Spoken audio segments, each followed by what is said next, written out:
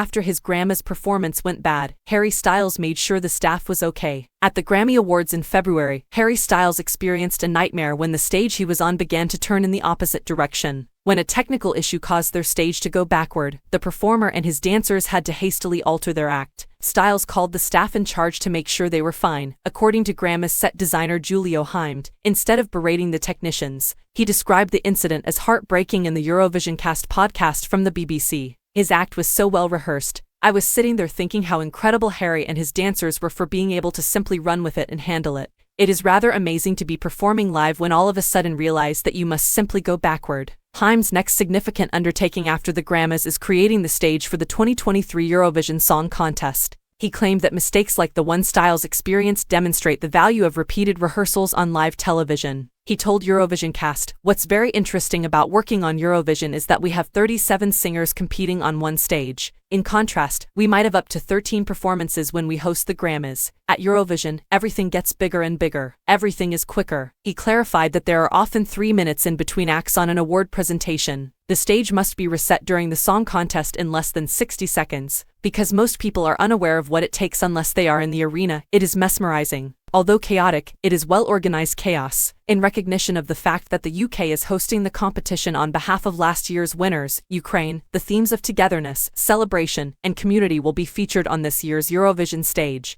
Heim said of his design when it was presented last month, the stage takes inspiration from a large hug, offering its arms to Ukraine, the show's performers, and guests from across the world. By the end of the month, construction will start at Liverpool's M&S Arena, and numerous previously scheduled performances will be rescheduled or relocated to create room for the competition. In order to prevent any of the performers from losing their lives in front of the contest's 160 million viewers, weeks of practice will be held. Last week, tickets for the 9 performances in Liverpool were sold out in 90 minutes despite warnings from fans that the hotels they had reserved were the targets of phishing email cyberattacks that put their data at danger.